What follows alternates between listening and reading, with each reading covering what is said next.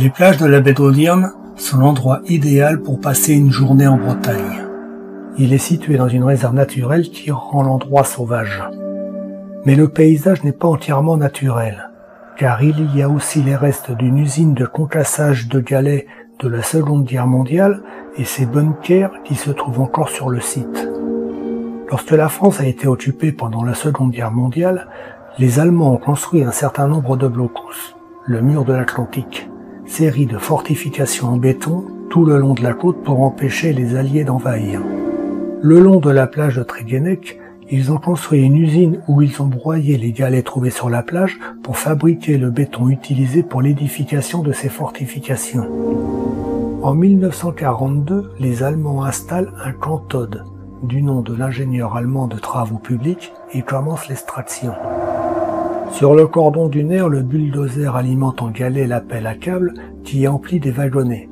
Ces derniers, tirés par la locomotive, suivent la voie ferrée du chantier qui remonte de la plage jusqu'en haut du mur de béton.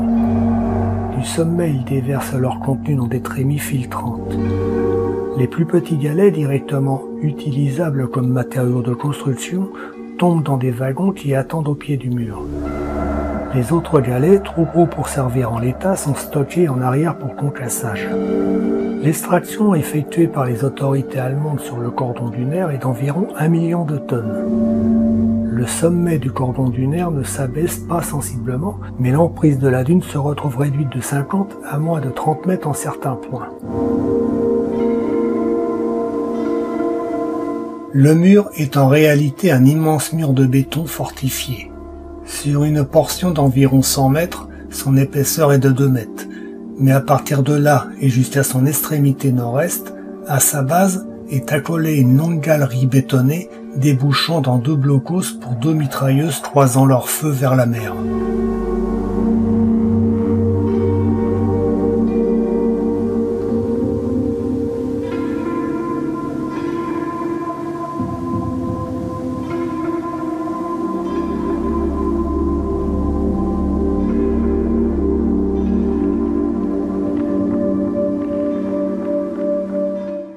Quimper est libéré en août 1944, Brest en septembre de la même année. Le camp de Tréguennec est abandonné par les Allemands. Les installations sont saccagées tant par l'ennemi que par des vols importants commis au moment de la libération.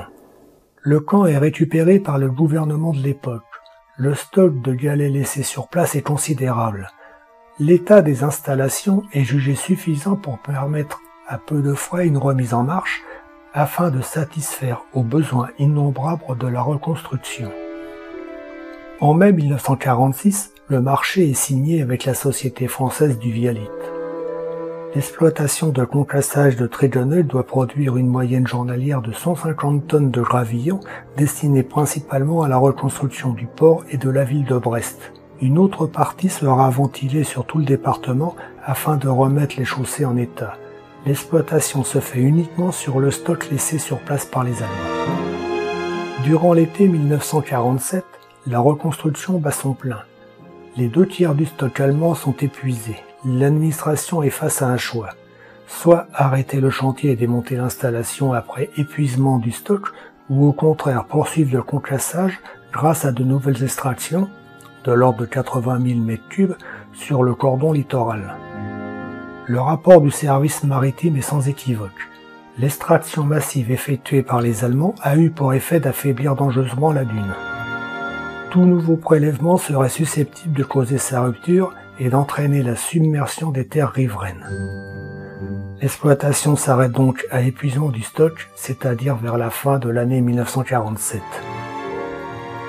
Les grandes marées de février 1948 ont raison du cordon dunaire. Le samedi 21 février 1948, l'administration ferme officiellement le site. Les installations sont démontées et vendues par les domaines 20 mois plus tard, le 5 octobre 1949. Les entrepreneurs locaux poursuivent illégalement pendant une trentaine d'années des prélèvements dans le cordon de galets. Le point de non-retour est atteint en février 1966 avec sa rupture. Des vagues éventrant ce rempart naturel et la mer inondant la Palue. Ce n'est qu'à partir de la décennie 1990 que les collectivités locales ont pris conscience de l'enjeu et commencer à mener des politiques volontaristes de préservation du milieu naturel.